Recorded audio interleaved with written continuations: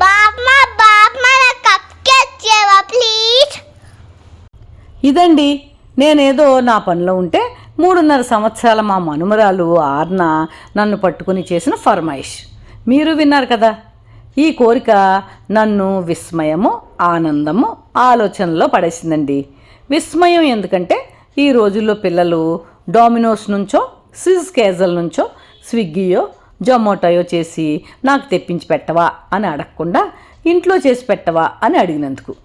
ఆనందం ఎందుకంటే నా మనుమరాలు నన్ను అడిగినందుకు. ఆలోచన ఎందుకంటే ఇప్పటికిప్పుడు కప్ కేక్ చేయడానికి ఇంగ్రీడియంట్స్ ఏమున్నాయా అని.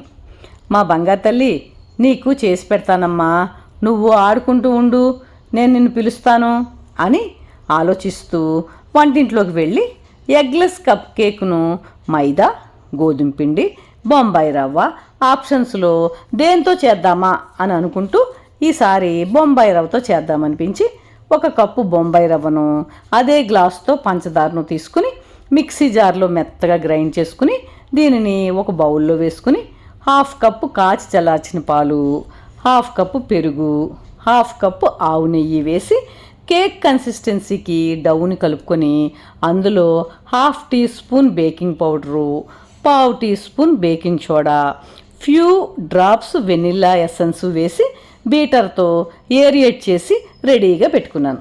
ఇక్కడ కుకింగ్ ఆయిల్కి బదులుగా నేను ఆవు నెయ్యి వాడానండి, ఇంకొంచెం పౌష్టికతను కూడా జోడించాలని.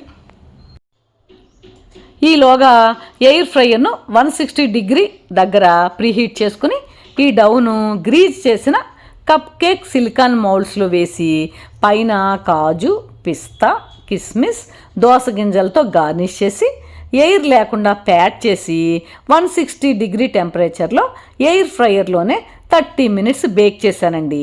ఈలోగా మా మనుమరాలు వచ్చి బామ్మ మంచి మంచి వాసనలు వచ్చేస్తున్నాయి అని ఓ కితాబ్ ఇచ్చింది.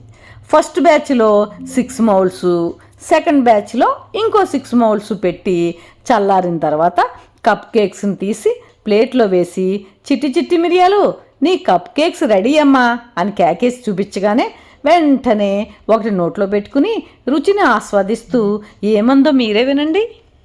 అమ్మా బామ్మ గుడ్ బామ్మ, మంచి బామ్మ, మంచి బామ్మ, మంచి బామ్మ. ఈ మాటే చాలు, పైసా వసూల్, మెహనత్ కా ఫల్ ఔర్ తారీఫ్.